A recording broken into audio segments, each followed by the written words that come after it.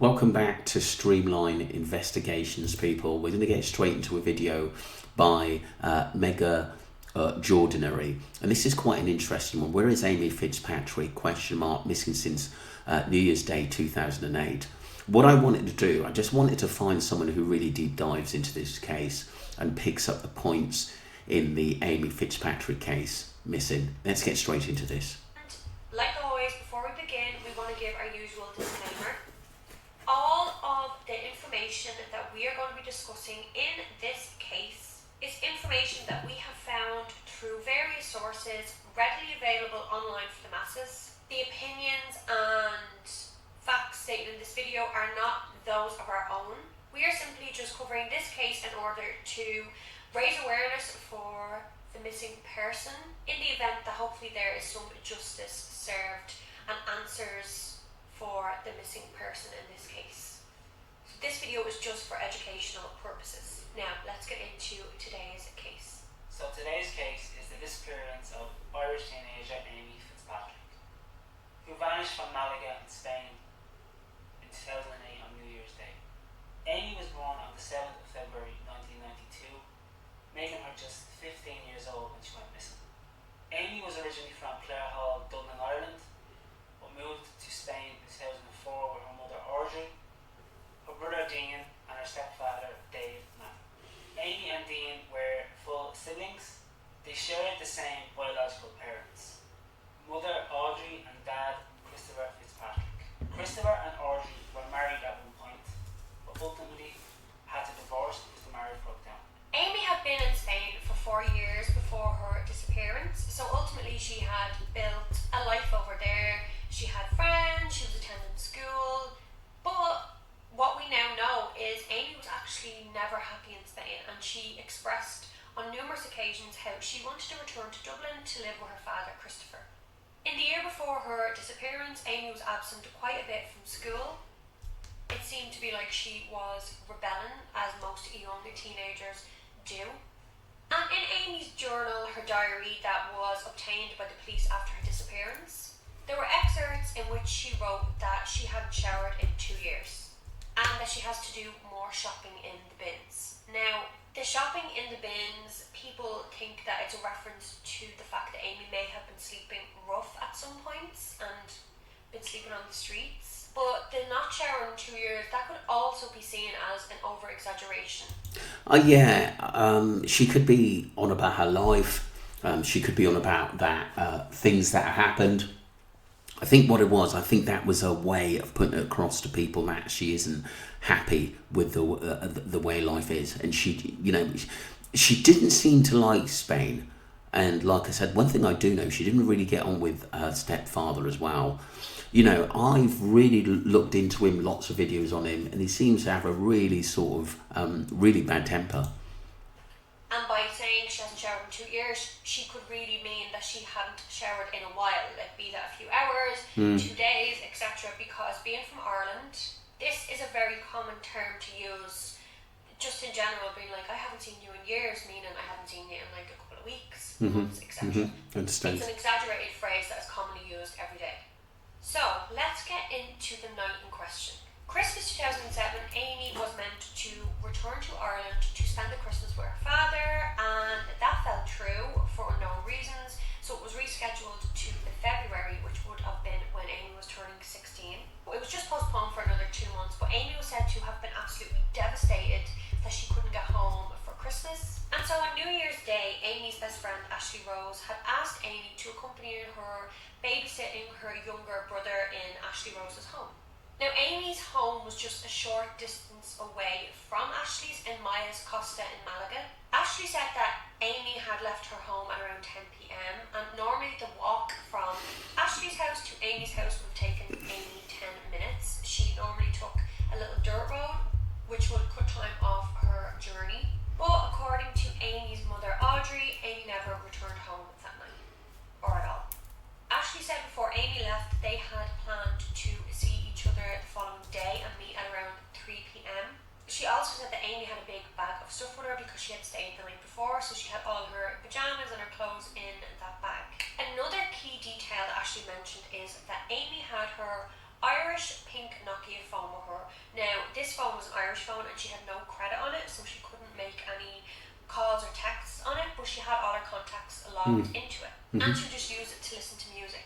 Ashley also claimed that Amy wanted to stay the night of New Year's Day again, but Ashley's mother said she better go home because she already stayed the night before and the day that was in it, etc. But Ashley and her mother say that Amy always expressed how much she didn't want to go home and her strong dislike for her stepfather, Dave, and Man. Amy was not. Dave, bit of a character to me. When I sort of deep dived into this case, and thank you for the basically the onliner sleuth who sent me that. Really appreciate it, because like I said, it is sort of kind of gripping really, because you just want to find out, you know, for the family's sake as well, what the hell has happened to her. And all this time ago, I mean 2008, that's a long time ago now. And like I said, somebody knows something. The underworld was mentioned, her mixing with people, that could have been bad news. I do think the answers are a little bit more closer to home, to be honest with you. And like I said, I do think the stepfather knows a hell of a lot more. That's my view on that. Report missing until 2 days later, on January 3rd, by her mother. A search involving hundreds of people ensued, but was unsuccessful. Amy had vanished without a trace. So, let's talk theories behind Amy's disappearance. Now, unconfirmed sightings of Amy place her at a local bar around 1 hour 30 minutes after she left Ashley's house. Amy expressed how much she hated going home, so it's possible she went to a bar to avoid it for as long as possible. Although she was 15, bars in Europe are more lenient, so it wouldn't really be a strange occurrence to see a 15-year-old in a bar, especially in Malaga, as it's a holiday destination for many tourists. So we're left wondering, did Amy meet someone at this bar? In August 2008, the home of Audrey and Dave's family lawyer was burgled, and the laptop used in the search for Amy was stolen. This is very peculiar. Authorities believe that it was in direct relation to Amy. I'm just wondering whether that was an inside job. Was that something to do with Dave on that? Because that is pretty bizarre, and that laptop was never found. Amy's disappearance, as no other items, more valuable items, have been taken. Now remember, Ashley Rose said, and remains to this day adamant, that Amy had her pink Nokia phone with her when she accompanied Ashley Rose babysitting and when Amy left to go home. On the 16th of May 2008, Audrey and Dave appeared on the Irish prime time Friday night TV talk show, The Late Late Show. They were being interviewed by the host at the time, Pat Kenny, and during this interview, Pat Kenny took out the pink Nokia phone, presented it to Audrey and said she didn't have it with her, ? So he was asking her, she didn't have the phone with her. To which Audrey replied, quote, "No, she forgot it, which is nothing unusual. That's why I say I leave the back door open, because she always forgets her keys as well." The phone was under her clothes on her bed. Now this is obviously very conflicting. How did the phone get back to the property that night if Amy didn't return home? Was Ashley mistaken? But Ashley's mother also insists that she witnessed Amy with that pink Nokia phone at her home, as Amy had used Ashley's house phone to call her mother and got her mother's phone number out of her pink Nokia phone. It came to light that just 1 year after Amy had arrived in Spain, in 2005, a letter was sent to the Irish Embassy in Madrid by one of Amy's friends' mothers expressing concerns for Amy's welfare. The woman wrote, quote, "It is probable that she will disappear. Amy is scared for her safety. We need something in writing. We have pleaded with the embassy." As far as we know, nothing was ever done with this intel by the Irish embassy. When this came to light about this letter after Amy's disappearance, Audrey branded this particular mother, quote, "a head case." Wow. I've just got the feeling, I did think where I've sort of deep dived a little bit and listened to people like Mega and Jordanry, it does make me think that the parents know a little bit more, and I do think that the mother was scared to Dave, Audrey, a hell of a lot at the end of that. I do think he's got a past, and I do think he's got connections as well. I mean, he, killed the brother in what was an altercation, and done some time for manslaughter in there. So it explains it all. And he had a knife in his, apparently a knife in his pocket, and it ended up in his stepson, which is quite bizarre. I just don't get that. I really don't. And there were more things on him as well. So it doesn't seem like to me that he's a good character. And I do think the parents know more. It must have been a really, really concerning situation for a mother to write to the Irish embassy about a child's welfare. Just saying. Some people speculated that Amy may have ran away, but authorities ruled this out almost instantly because Amy had no money with her. She didn't have any friends in Spain apart from Ashley Rose and their small circle. Amy also didn't have her passport with her, so it's highly unlikely that she ran away. Now, as recently as August 2021, this present year, it came to light that Amy regularly visited the home of a man that was later jailed for child sex abuse. It's believed that the visits Amy made to this house took place in the year prior to her disappearance. And it's also understood that she would go there with one of her friends, but this friend was not Ashley Rose, the girl that we have been speaking about constantly. Allegedly, the man was very well known in the British-Irish community of the Costa del Sol. Amy's father and Amy's aunt, Christine Kenny, are urging the Irish government to investigate this man in relation to Amy's disappearance. Audrey has worked with private investigators since 2008, allegedly the same PIs that worked with the McCanns. She claims they ended up broke over funding this, and said they ventured all over Europe meeting various authority figures. In May 2012, Audrey and Dave claimed to have received information via Facebook that Amy had been murdered by a man named Eric Lucky Wilson. Allegedly, he was overheard discussing this with an unknown person at a bar. Eric Wilson is currently in prison in Spain for the murder of Daniel Smith in a shooting back in June 2010 in a bar. Eric was said to have been harassing a young woman, and Daniel intervened. Apparently, this woman in question was one of Amy's friends. The family have requested that the land and property that Eric was renting at the time to be searched. Unfortunately, nothing has been done about this so far. In 2013, another tragedy befell the family. Dave, Matten and Audrey had moved back to Dublin a few years after Amy's disappearance. Dean went with them, and in May 2013, Dean Fitzpatrick was brutally stabbed to death by his stepfather, Dave Matten, after a row broke out over a water bottle at Dave Matten's flat at Brunel Square in Malahide, Dublin. Dean Fitzpatrick was just 23 years old at the time of his murder. Dave tried to claim in court that Dean was suicidal and had stabbed himself. In 2016, Dave Matten was charged with manslaughter and sentenced to 7 years imprisonment. He only served 5 years, however, and was released from prison on the 27th of July 2021. Since Dave was released from prison, he has since been charged with the assault of his 70-year-old neighbour.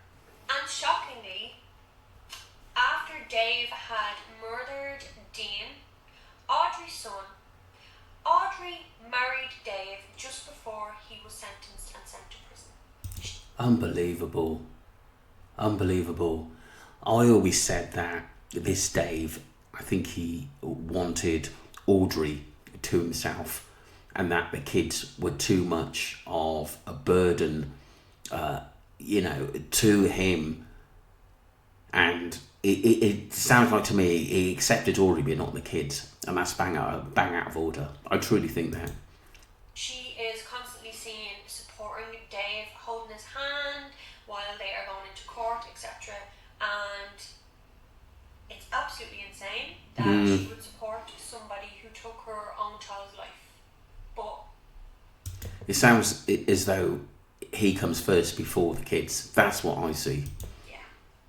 Now, recently, witnesses have come forward claiming to have seen Amy at the bar that night, as we previously mentioned, with a blonde man who had an Irish accent. And some people believe that Dean actually had evidence in regards to his sister's disappearance that he was going to bring forward to the police before his death. This is unconfirmed, but it's just speculative at this stage, so we don't actually know, and we will never know now. That is just total speculation. We don't know if there's any truth behind it whatsoever. So, at the time of this recording, Amy has been missing for 13 years, 10 months and 8 days. Amy's current age would be 28 years old. This video was made back in 21 people. So it is not up to date. So I was just digging through stuff and this came of interest to me. We are going to link a petition below that Amy's father and aunt have organised in order to get Amy's case reopened and relooked at with all these new leads. Also, all of our sources that we have obtained this information from will be linked below too. So we would love to hear what you think about this case down below in the comment section. So if you like this video, please give it a big thumbs up. Don't forget to hit that subscribe button. And last but not least, please turn on that little notification bell to be notified for all videos going forward. Thanks guys. Bye. That was brilliant. Mega and John, I did try to subscribe, but for some reason the button's not working unless they've switched it off their end. But I did like the video. That's gone too. I'm just wondering whether this they still sort of manage the channel. I'm not 200% sure, but thank you very much for that. Do subscribe to Streamlined Investigations. I do believe that Dave Matten knows a lot more than what he's letting on, and I do believe that Audrey has forgiven him for a lot of stuff. Maybe she's scared of him or infatuated with him. I just don't know. But like I said, maybe Dean did know a lot more than basically, and was going to tell maybe the police, and Dave didn't like it. I think there's a lot of family problems between the kids. Well, Ashley and Dean and the stepfather, and I do think he had a temper. And I think they were really, really scared of him. And I think when he lost it, he could lose it. That's alarming. But I do think that, to be honest, I would be looking 100% at the stepdad and the mother. I just think they know a little bit more. And I think Dave has got contacts and not in good areas. Let me know what you think, people. What's your views on the matter? And what do you think of Dave? Obviously, him killing Ashley's brother, which was an absolutely bizarre situation. Was it because he was going to release information on what happened to his sister? Who knows? Thank you. That's just me, my speculations. Thank you.